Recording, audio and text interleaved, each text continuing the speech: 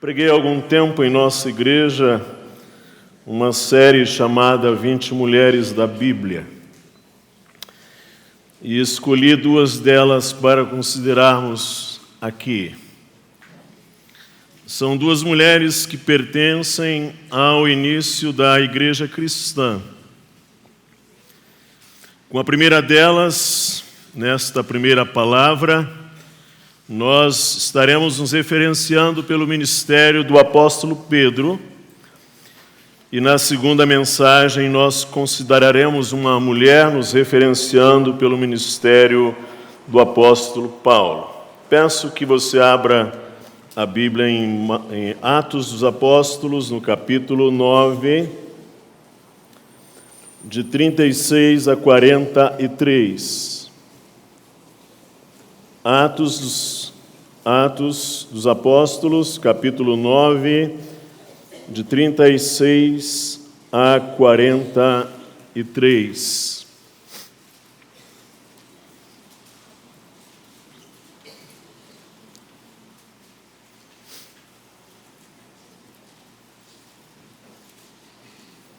Diz assim, Atos 9, de 36 a 43. Havia em Jope uma discípula por nome Tabita, nome este que traduzido quer dizer Dorcas. Era ela notável pelas boas obras e esmolas que fazia. Ora, aconteceu naqueles dias que ela adoeceu e veio a morrer. E depois de a lavarem, puseram-na no cenáculo. Como Lida era perto de Jope, ouvindo os discípulos que Pedro estava ali, enviaram-lhe 2 homens que lhe pedissem: não demores em vir ter conosco. Pedro atendeu e foi com eles. Tendo chegado, conduziram-no para o cenáculo. E todas as viúvas o cercaram, chorando e mostrando-lhe túnicas e vestidos que Dorcas fizera enquanto estava com elas. Mas Pedro, tendo feito sair a todos, pondo-se de joelhos, orou, e voltando-se para o corpo, disse: Tabita, levanta-te. Ela abriu os olhos, e vendo a Pedro, sentou-se. E ele, dando-lhe a mão, levantou-a, e chamando os santos, especialmente as viúvas, apresentou-a viva. Isto se tornou conhecido por toda Jope, e muitos creram no Senhor. E Pedro ficou em Jope muitos dias, em casa de um curtidor chamado Simão. Após a ascensão de Jesus Cristo e o dia de Pentecostes, a igreja cresceu e o evangelho atingiu regiões mais distantes de Jerusalém. O capítulo 9, esse capítulo 9, o verso 31 dirá: a igreja, na verdade, tinha paz por toda a Judéia, Galileia e Samaria, edificando-se e caminhando no temor do Senhor, e no conforto do Espírito Santo crescia em número. E o apóstolo Pedro será quem irá acompanhar mais diretamente este processo inicial de crescimento da igreja em toda a região da Palestina. Observe o verso 32, vai dizer: passando Pedro por toda a parte, desceu também aos santos que habitavam em Lida. Já em Atos capítulo 8, nós vemos Pedro visitando Samaria, onde a pregação de Filipe havia impactado. E agora o apóstolo Pedro dirige-se para o oeste da Palestina, para a região mais próxima ao Mediterrâneo, chegando a lugares conhecidos à época como Lida, Sarona e Jope. Jope é o nome da cidade atualmente chamada Jaffa, que servia de porto, de mar para Jerusalém, que ficava a 56 quilômetros da capital. Era o único porto natural naquela região. E no início da igreja cristã, vivia em Jope uma mulher chamada Dorcas. Esse nome significa gazela ou antílope. A gazela era usada pelos poetas como símbolo de beleza e graciosidade. Porém, o nome aramaico de Dorcas era Tabita. O nome Dorcas é, assim, a forma grega do aramaico Tabita. E um detalhe curioso é que Dorcas é a única mulher chamada de discípulo, palavra grega para discípulo em todo o Novo Testamento. E algumas informações do texto bíblico acerca de Dorcas. É que ela vivendo em Jope, Dorcas era, diz o texto, verso 36, ela era notável pelas boas obras e esmolas que fazia. O verso 39 comenta acerca das viúvas que tinham túnicas e vestidos que Dorcas costurava, que ela mesma com as suas próprias mãos, com o seu próprio ato criativo, preparava. Hoje nós temos abundância de tecidos, abundância de roupas, abundância de vestidos. Provavelmente você que está aqui tem mais do que um vestido e algumas possivelmente têm um bastante. E geralmente a roupa tem para nós uma finalidade além do uso. Tem finalidades muito mais ligadas ao estético e ao reconhecimento social também. Porém, em sua acepção primária, vestimentas têm muito mais um sentido fundamental de sobrevivência e dignidade. E Dorcas costurava para as viúvas. E as viúvas nos tempos bíblicos não podem ser comparadas, ainda que tenhamos lá pontos de comparação, mas o fato é que as viúvas dos tempos bíblicos não desfrutavam de hospitais, nem de amparos nas leis, nem de pensão de alimentos, nem de pensão de viuvez. Além disso, o direito fazia com que a transmissão da herança fosse direto para os filhos homens, como já foi apontado aqui. E agora você tem esta mulher em Jope, essa cristã chamada Dorcas, cuidando das viúvas dos tempos bíblicos. E cozinhar para alguém, e costurar para alguém, era uma expressão muito clara, muito eloquente de cuidado. Aliás, ainda hoje quando se prepara uma refeição quente, quando se traz uma taça, uma bandeja de café, se está expressando cuidado. Mas aconteceu que, assim como os melhores discípulos de Cristo também adoecem e também morrem, aconteceu que, diz aí o verso 37, Dorcas adoeceu e veio a morrer. O seu corpo foi levado para o cenáculo, onde foi pranteado em um ofício fúnebre. O cenáculo é um aposento em andar superior.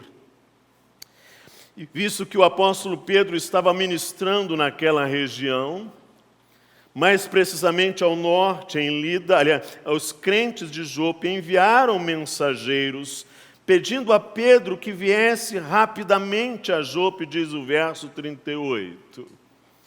A esta altura, a pessoa de Pedro já ganhara renome, inclusive por conta dos sinais que ele fazia em nome de Jesus Cristo. E o pedido foi enviado a Pedro nos seguintes termos: não demores em vir ter conosco. De Lida a Jope são em torno de 14 quilômetros. E o apóstolo Pedro atendeu ao pedido e veio a Jope, imediatamente foi cercado pelas viúvas em seu luto. O verso 39 dirá: tendo ele chegado, todas as viúvas o cercaram, chorando e mostrando-lhe túnicas e vestidos que Dorcas fizera enquanto estava com elas. A morte de Dorcas foi sentida por aquelas viúvas. De fato, parece que não era fácil para aquelas viúvas conciliarem o fato de que uma discípula de Cristo, generosa, ou como diz aí o texto, notável pelas boas obras e esmolas que fazia, estivesse morta. A dor existencial e a crise teológica daquelas viúvas parece ser assinalada por essa cena, por ocasião da chegada de Pedro. Cercaram-no chorando e mostrando-lhe túnicas e vestidos que Dorcas fizera enquanto estava com elas. E além da dor, então, há aqui uma certa angústia, que poderia ser traduzida nas seguintes palavras: como uma pessoa generosa como ela, o que pode se ver pela evidência destas túnicas e desses vestidos que portamos, pode ter sido acometida pela doença e pela morte. Além da dor e do luto, frente a uma pessoa querida, ainda pesava esta antiga inquietação sobre o fato de que pessoas justas, pessoas piedosas e generosas, e que muito realizavam a fim de aliviar o sofrimento e a miséria humana, encontram-se entre os que adoecem e morrem. E adicione-se, enquanto muitos perversos e iníquos permanecem prósperos e vivinhos da silva. Então aquele choro e aquele desfile de túnicas trazem juntamente com sua dor afetiva um outro tipo de angústia também. As coisas não deveriam ser desta maneira. Não faz sentido que pessoas como Dorcas, servindo ao Senhor e aliviando os sofrimentos e misérias humanas, seja justamente aquela que agora está sendo velada no seu corpo frio e inerte aqui no cenáculo. Então, no início da igreja cristã, essa situação colocava em crise a causa do evangelho em Jope. E Pedro foi solicitado a chegar àquele porto a fim de oferecer conforto e uma interpretação, uma hermenêutica para o episódio. E Pedro poderia responder àquele clamor de duas maneiras. Ele poderia ter feito uma exposição bíblico-teológica e trazido uma palavra de conforto e fé e esperança da parte de Deus, o que teria sido perfeitamente legítimo. Mas o Espírito de Deus conduziu a Pedro a um outro procedimento, a uma outra forma de responder àquela situação clamorosa. E o texto termina relatando o processo de ressurreição de Dorcas por Pedro e como este milagre tornou-se renomado e muitos, crendo no Senhor, diz aí os versos de 40 a 42. O verso 41 é bastante terno, diz o texto assim: ele, dando-lhe a mão, levantou-a e chamando os santos, e especialmente as viúvas, apresentou-a viva. O texto termina dizendo que Pedro ficou em Jope, onde se hospedou na casa de Simão, o curtidor. Como nessa palavra o nosso foco é Dorcas e não exatamente Pedro, o que podemos considerar sobre a pessoa dela? Em primeiro lugar, observe, o texto dirá que Dorcas, enquanto discípula de Cristo, alcançada pela graça do Senhor, foi alguém caracterizada por boas obras e esmolas.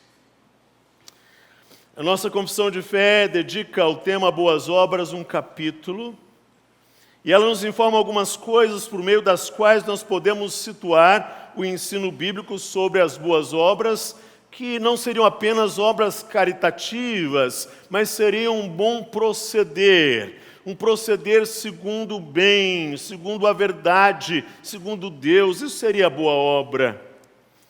E a confissão dirá: boas obras são somente aquelas que Deus ordenou em sua palavra, e não as que os homens inventam sem o respaldo da palavra de Deus, movidos por um zelo cego ou por algum pretexto de boas intenções. Dirá ainda que essas obras não podem agradar a Deus nem tornar uma pessoa apta para receber a graça de Deus. Dirá que, contudo, a omissão de tais obras é ainda mais pecaminosa e ofensiva a Deus do que a sua prática. Mas eu quero destacar aqui uma expressão da confessional. Vai dizer assim: as boas obras, feitas em obediência aos mandamentos de Deus, são os frutos e a evidência de uma fé verdadeira e viva. Por meio delas, os crentes demonstram a sua gratidão, fortalecem sua certeza de salvação, edificam seus irmãos, adornam sua profissão do Evangelho, fazem calar os seus adversários e glorificam a Deus, pois somos feitura dele, criados em Cristo Jesus para as boas obras, para que tenhamos o nosso fruto para a santificação e, por fim, a vida eterna. As boas obras de Dorcas faziam isto. Ela glorificou a Deus com as suas obras. Isso está em toda a Bíblia. O profeta dirá: ele te declarou ao homem o que é bom. E que é o que o Senhor pede de ti? Senão que pratiques a justiça e ames a misericórdia e andes humildemente com o teu Deus. Ou o que nos diz o Senhor Jesus: assim brilhe também a vossa luz diante dos homens, para que vejam as vossas boas obras e glorifiquem a vosso Pai que está nos céus. Ou como diz o apóstolo: mas o fruto do Espírito é amor, alegria, paz, longanimidade, benignidade, bondade, fidelidade, mansidão, domínio próprio. Contra estas coisas não há lei. Quando o Senhor Jesus refere-se ao juízo, ele dirá: então dirá o rei também aos que estiverem à sua esquerda: apartai-vos de mim, malditos, para o fogo eterno, preparado para o diabo e seus anjos, porque tive fome e não me destes de comer, tive sede e não me destes de beber, sendo forasteiro não me hospedaste, estando nu não me vestiste, achando-me enfermo e preso, não foste ver-me. Este é um mundo de muito sofrimento e de muita miséria. O amor de Cristo, o amor do discípulo de Cristo, a obra da graça de Cristo em nós, precisa se expressar em um amor que se compadece. Compadecer é sofrer junto, é sentir junto. E se o sofrimento deste mundo não nos causa nenhuma dor interior e não nos conduz a nenhuma atitude prática, então o estado de nossa alma já não é bom. E nem é boa a nossa religiosidade. Jesus ensinou-nos esta verdade na parábola conhecida como a do bom samaritano. Então, as boas obras de Dorcas glorificavam a Deus, exaltavam a Deus, eram agradáveis a Deus, espelhavam o seu caráter. desse Deus que acolhe os órfãos e as viúvas, desse Deus que enxergou o sofrimento de Ismael,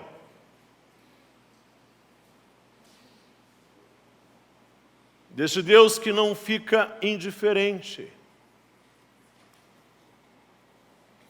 E além disso, o texto vai dizer que ao praticar as suas obras e esmolas, Dorcas oferecia testemunho de Jesus Cristo. O verso 36 dirá, discípula. Em meio aos discípulos e santos em Jope, Dorcas testemunhava do amor de Cristo, assistindo aos necessitados e particularmente costurando para as viúvas. Isto é do Senhor Jesus. Isto lembra dele. Lembra-nos do Senhor Jesus desembarcando e vendo a grande multidão, compadeceu-se dela e curou muitos enfermos. E o Evangelho de Marcos diz que compadeceu-se deles porque eram como ovelhas que não têm pastor. Já era tarde, e certa vez Jesus disse aos seus discípulos, aquela multidão, dai-lhes vós mesmos de comer. E essa frase é repetida nos evangelhos sinóticos e ela nos lembra que nossa tendência é jogar o problema para longe de nós. Que outros cuidem dessa situação.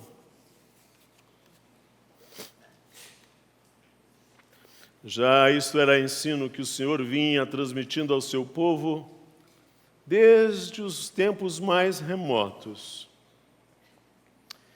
Quando o Senhor disse lá em Deuteronômio 24, verso 19, quando no teu campo colheres a tua colheita e esqueceres um molho no campo, não tornarás a tomá-lo. Para o estrangeiro, para o órfão e para a viúva será, para que o Senhor teu Deus te abençoe em toda a obra das tuas mãos. Os salmistas vão cantar, vão orar, Pai de órfãos e juiz de viúvas, é Deus no seu santo lugar. Os profetas trarão isso em sua pregação. Isaías dirá, aprendei a fazer o bem, procurai o que é justo, ajudai o oprimido, fazei justiça ao órfão, tratai da causa das viúvas. O Senhor Jesus Cristo dirá aos religiosos, ai de vós, escribas e fariseus hipócritas, pois que devorais as casas das viúvas sob pretexto de prolongadas orações, por isso sofrereis mais rigoroso juízo. Também os apóstolos, o apóstolo Paulo, a igreja lá, em Atos, ministrando as viúvas, e os apóstolos precisarão eleger 7 pessoas para cuidar daquele ministério.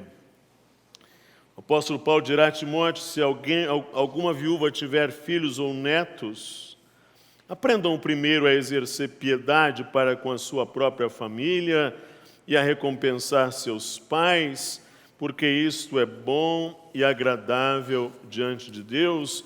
E o apóstolo Tiago dirá, a religião pura e imaculada para com Deus e Pai é esta, visitar os órfãos e as viúvas nas suas tribulações e guardar-se da corrupção do mundo. Então, quando Dorcas naquele ministério, naquele cuidado simples, aparente para nós hoje, estava assistindo e vestindo as viúvas, estava apenas refletindo o caráter de Deus, estava refletindo o amor que procede da pessoa do próprio Cristo. estava exalando esse bom perfume de Cristo, enquanto vestia aquelas viúvas. Mas observe, em terceiro lugar, algo interessante nesse texto. É que, embora o propósito das boas obras e esmolas não fosse este, a semeadura compassiva de Dorcas resultou em que o seu trabalho tornou-se notável e resultou em amor sincero para com ela. Veja verso 39. Todas as viúvas chorando. Vamos tentar situar isso de uma forma correta e conveniente. O amor deve ser algo gratuito. O amor não deve buscar os seus próprios interesses. Mas o que chama o amor não é o ódio ou a indiferença. O que chama o amor é o próprio amor. O amor atrai o amor. Essa é uma lógica das Escrituras. A colheita do amor não se dará quando semearmos indiferença, discórdia, ódio e vingança. O apóstolo dirá aos romanos: não te deixes vencer do mal, mas vence o mal com o bem. E Provérbios dirá: o que semeia injustiça cegará males. Quando a Escritura relembra o ministério de Jesus Cristo aqui neste mundo, o faz da seguinte maneira: como Deus ungiu a Jesus de Nazaré com o Espírito Santo e com virtude, o qual andou fazendo bem e curando a todos os oprimidos do diabo, porque Deus era com ele. Fazer o bem é algo que faz com que tal pessoa, assim como Abel, mesmo depois de morto, ainda fale. Foi assim com Dorcas. O seu trabalho humilde e generoso de servir ao próximo, particularmente ao necessitado, retornou para ela como uma colheita abençoada, cheia de bons frutos. Provérbios dirá: o perverso recebe um salário ilusório, mas o que semeia justiça terá verdadeira recompensa. O apóstolo Paulo, quando escreve aos Coríntios, ele dirá que essa semeadura, ela tem uma colheita. Segundo aos Coríntios, capítulo 9, os versos de 6 a 15, ele dirá para nós semearmos bastante. Aquele que semeia pouco, pouco também ceifará, e o que semeia com fartura, com abundância ceifará. E agora ele fala da contribuição a favor da necessidade, vai dizer: para que superabundeis em toda a boa obra. Verso 9, ele dirá, segundo aos Coríntios 9, distribuiu, deu aos pobres, e a sua justiça permanece para sempre. Ora, aquele que dá semente ao que semeia e pão para alimento, também suprirá e aumentará a vossa sementeira, e multiplicará os frutos da vossa justiça, enriquecendo-vos em tudo para toda generosidade, a qual faz que, por nosso intermédio, sejam tributadas graças a Deus. Porque o serviço dessa assistência não só supre a necessidade dos santos, mas também redunda em muitas graças a Deus, visto que, como na prova desta ministração, glorificam a Deus pela obediência da vossa confissão quanto ao Evangelho de Cristo e pela liberalidade com que contribuís para eles e para todos, enquanto oram eles a vosso favor, com grande afeto, em virtude da superabundância, graça de Deus que há em vós, graças a Deus pelo seu dom inefável. Então, Dorcas foi superabundante em toda boa obra. Dorcas também ceifou com abundância. Ela distribuiu, deu aos pobres. Por causa do serviço de Dorcas, ações de graças foram tributadas a Deus e muitas graças foram tributadas a Deus. Então, em seu ministério de servir aos necessitados, Dorcas glorificou a Deus. E por causa da semeadura de Dorcas, em virtude da superabundante graça de Deus, muitos intercederam por ela, oraram por ela, porque é um princípio simples. O amor deixa saudades. Jesus deixou saudades. Dorcas deixou saudades. E geralmente quem ama deixa saudades. Então gostaria de avançar para a parte final, trazendo algumas aplicações. Enquanto discípula de Cristo, Dorcas foi alguém caracterizada por boas obras e esmolas.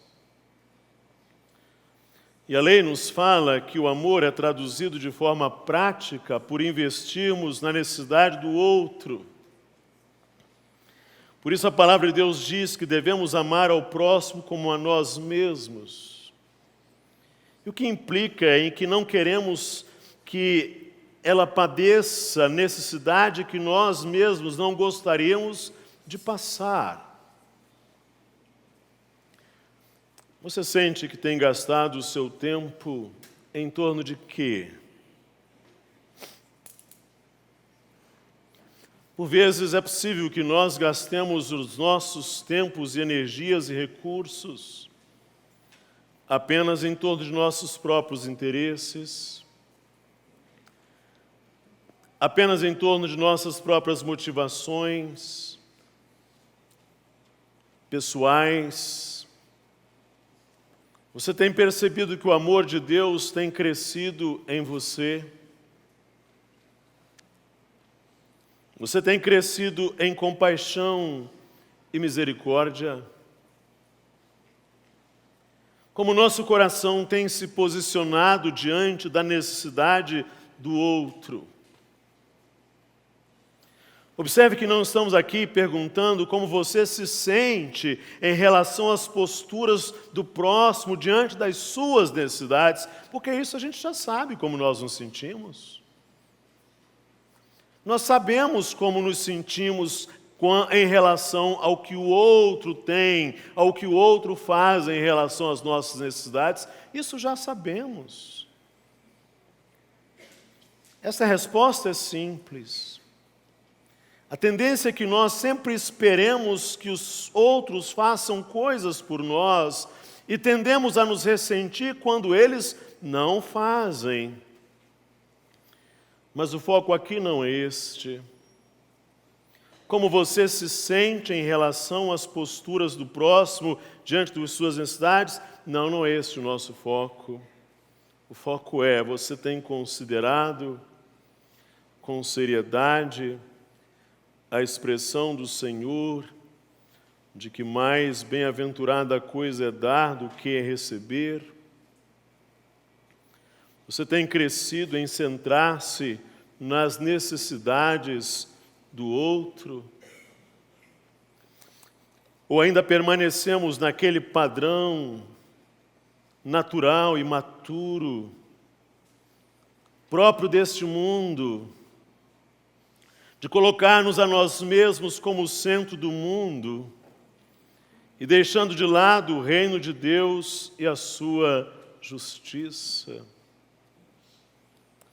Você tem percebido que na sua vida o Senhor está transformando você em alguém mais parecida com Jesus Cristo?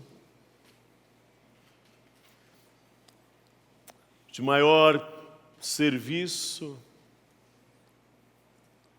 de um coração mais misericordioso e compassivo? Ao praticar as suas boas obras, Dorcas oferecia testemunho de Jesus.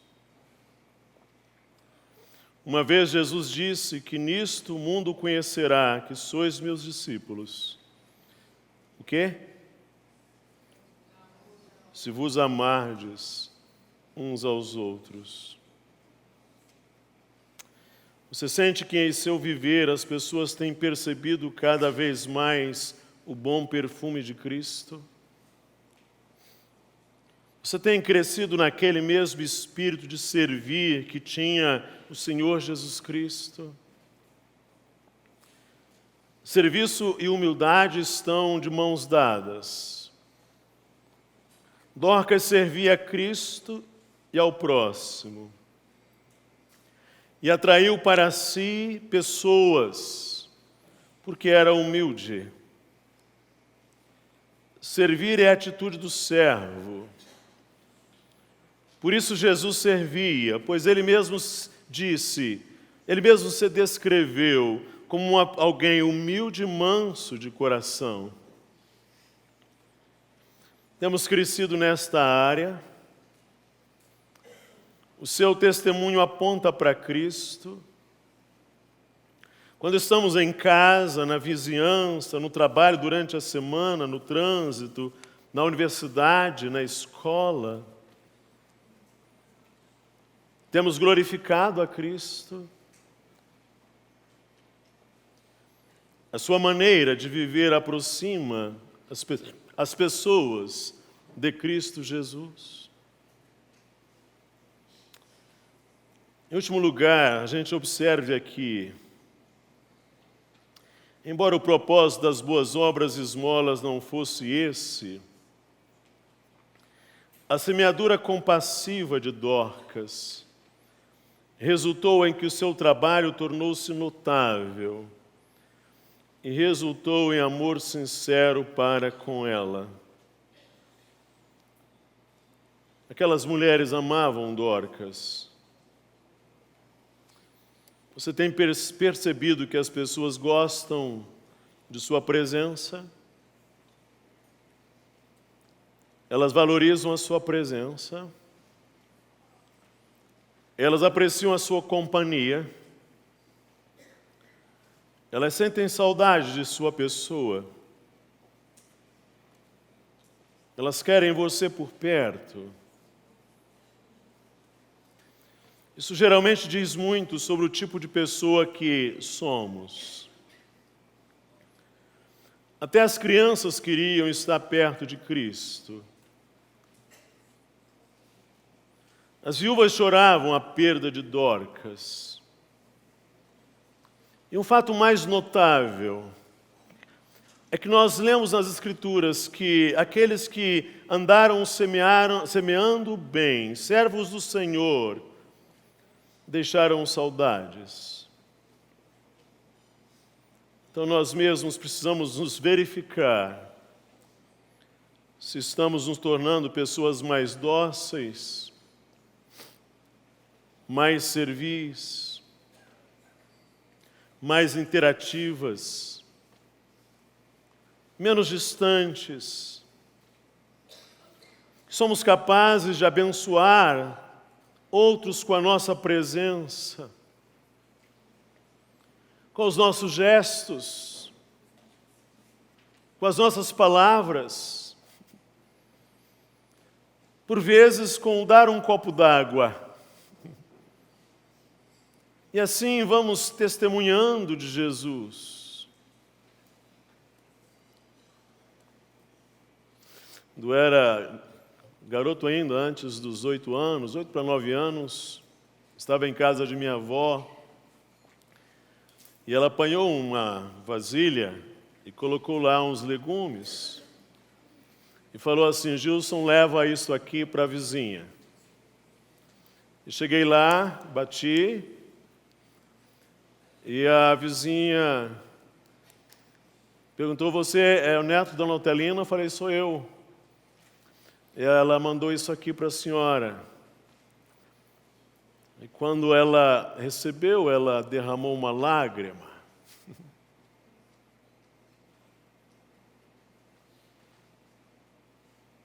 Porque as pessoas estão carentes.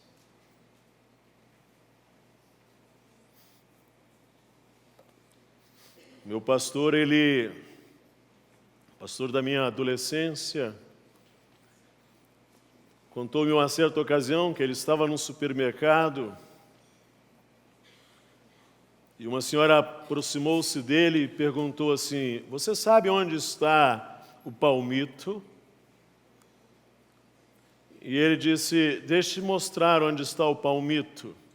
Venha comigo." E ele a mostrou. E aquela senhora bateu no ombro dele e falou assim: "Filho, eu já sabia onde estava o palmito. Eu só estava precisando de alguém para conversar. Eu só estava precisando de alguém para trocar uma palavra." Talvez para vocês, mulheres cristãs que nasceram na igreja e falam mais ou menos, isto pareça uma coisa assim tão incomum, tão estranho. Mas existem pessoas que estão carentes de um prato de legumes. Isso as faz chorar. E existem pessoas que estão carentes que você olha em seus olhos, diga algo e as ouça. Porque estão solitárias e sozinhas neste mundo hostil, indiferente.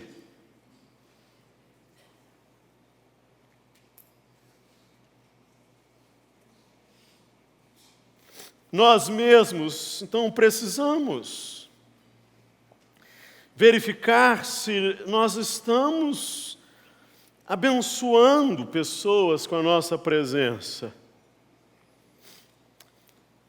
Se você espera ser amado, se você espera ser amada, a melhor maneira é começar a amar.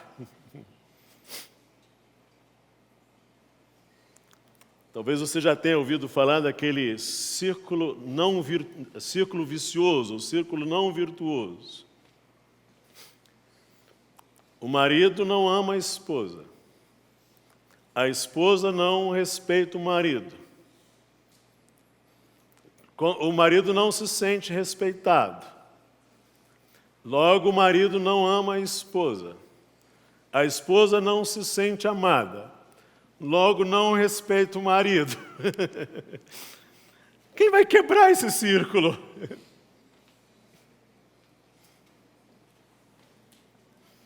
Se você espera ser amado, talvez uma boa maneira é começar a amar. O contrário geralmente só isola e produz cobrança e amargura e ressentimento. Isto porque o amor obedece ao princípio de semeadura. Quem semeia muito, colhe muito. Quem semeia pouco, colhe pouco. E quem não semeia nada, tem que comprar. É verdade. Não semeio arroz, não semeio feijão. Aliás, o máximo que tenho no meu quintal é uma acerola. Preciso comprar, porque não semeio.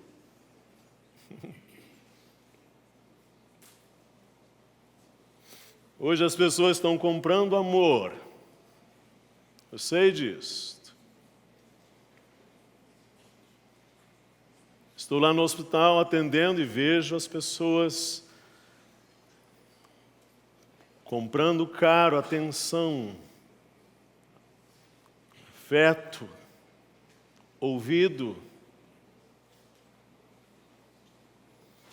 talvez comprassem menos se ela semeasse o amor, porque o amor retorna para nós como uma boa medida, cheia de bons frutos, como um cesto cheio de molhos. Que Deus abençoe vocês. Mesmo aquelas mulheres que, como Dorcas, no seu anonimato, na sua simplicidade, lá no porto em Jope, está tecendo, costurando, tecendo aqueles pontos, cinzindo aqueles pontos, fazendo aquelas túnicas, aqueles vestidos. Esse ato simples, porém eloquente, glorificava a Deus, dava testemunho de Jesus, e por causa dela, ali chegou o apóstolo e fez um dos grandes milagres do início da igreja cristã. Que Deus nos dê do mesmo Espírito. Que Deus dê a você desse mesmo Espírito que estava sobre Dorcas, de servirmos aos necessitados, de espelhar Cristo naquilo que fazemos e traduzir em nosso viver e a nossa vida como algo maior do que nós mesmos, vocês mesmas. É assim que nos tornaremos filhos de nosso Pai Celestial. Ele é o Pai de órfãos e juiz de viúvas, e o seu amor se derrama cotidianamente. E nesta manhã, Ele faz o seu sol nascer sobre maus e bons, e a sua chuva cair sobre justos e injustos. Que Deus nos abençoe. Amém.